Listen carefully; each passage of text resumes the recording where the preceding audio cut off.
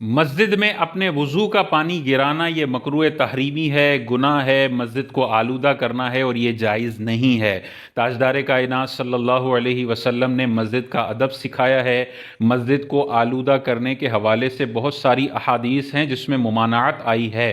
پیاز کھا کر مسجد میں آنے سے منع کیا گیا، جسم منہ سے بدبو آ رہی ہو تو اس سے نمازیوں کو تکلیف ہوتی ہے اور فرشتوں کو بھی اس سے تکلیف ہوتی ہے، یہ کہا گیا۔ ہر وہ چیز جس سے مسجد کا تقدس پامال ہو، مسجد آلودہ ہو، ایسی چیزوں سے مسجد کو پاک اور صاف رکھنا، یہ احادیث میں اس کی بہت زیادہ ترغیب ہے۔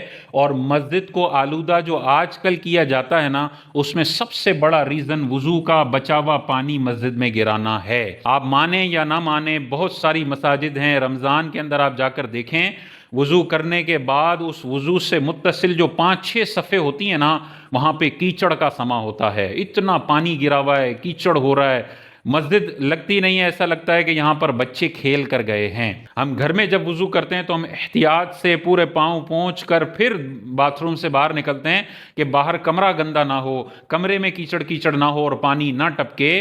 مسجد کا خیال ہم نے اپنے گھروں سے زیادہ رکھنا ہے، تو اسی لیے علماء نے واضح طور پر ارشاد فرمایا کہ مسجد میں اپنے وضو کا بچا ہوا پانی جو داڑھی سے ٹپک رہا ہے، جو چہرے سے ٹپک رہا ہے، جو جسم سے ٹپک رہا ہے، یہ گرانا مکروہ تحریمی ہے، گناہ ہے، مسجد کو آلودہ کرنا ہے۔ گھر سے بندہ وضو کرے، مسجد میں آنے تک اس کے اعضائے وضو خشک ہو چکے ہوں گے، پانی مسجد میں گرانے کا مسئلہ ہی نہیں، مسجد بھی صاف ستھری رہے گی، کوئی کیچڑ کیچڑ نہیں ہوگا اور کوئی مسجد آلودہ نہیں ہوگی۔ دوسرا یہ ہے کہ اگر گھر سے نہیں کر کے آپ آ رہے، باہر ہی ہیں آپ اور ابھی مسجد آنا ہے، تو مسجد میں بھی کرنا بالکل جائز ہے، لیکن مسجد میں وضو کر لیں۔ وضو کرنے کے بعد وضو خانے سے اس وقت تک نہ نکلیں جب تک اعضائے وضو سے پانی ٹپکنا بند نہ ہو جائے۔ داڑھی کو مکمل طور پر یوں ہاتھوں سے نچوڑ لیں تو پانی بہت سارا نکلے گا، جو مسجد میں گر سکتا تھا آپ کے ایک عمل سے یہاں گر گیا، مسجد آلودہ ہونے سے بچ گئی۔ اسی طرح ہاتھوں کو یوں نچوڑ لیں، بہت سارا پانی گر جائے گا، جو مسجد میں گر سکتا تھا آپ کے اس عمل سے مسجد آلودہ ہونے سے بچ گئی ہے۔ اسی طرح اگر کسی کے پاس رومال ہے تو ہلکا ہلکا پونچھ لے، مکمل طور پر خشک کر لینا بھی درست نہیں ہے۔ مکمل خشک کر لیا تو تحیۃ الوضو کی فضیلت انسان کو نہیں مل پائے گی، اور یہ جو تری ہے میدان محشر میں، یہ نیک اعمال کے ترازو میں رکھی جائے گی، تو یہ فضیلت بھی محروم انسان ہو جائے گا۔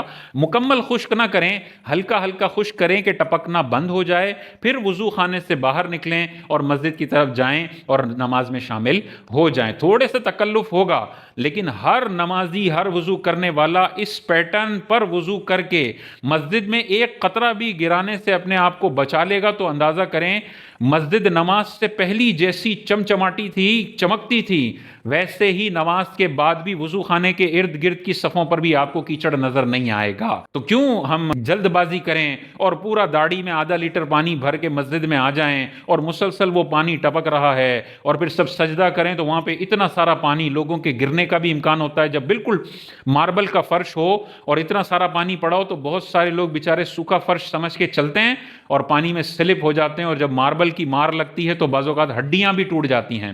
ہماری مسجد کے ایک مؤذن صاحب کے ساتھ یہ واقعہ ہوا، فرش گیلا تھا اور انہوں نے قدم رکھ دیا اور وہ گرے تو ان کا پورا یہ جو ران کے اوپر والی ہڈی ہے وہ ٹوٹ گئی۔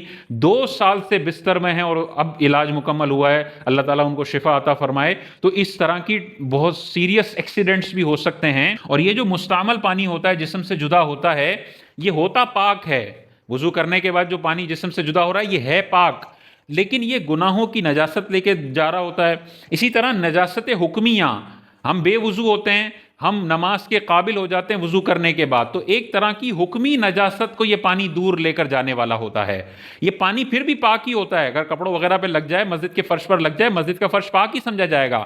لیکن کیوں مسجد کی صفوں کو اس گناہوں کو لے جانے والے پانی سے آلودہ کرنا ہے؟ نجاست حکمیہ لے جانے والے پاک پانی سے بھی کیوں ہم نے مسجد کی صفوں کو آلودہ کرنا ہے؟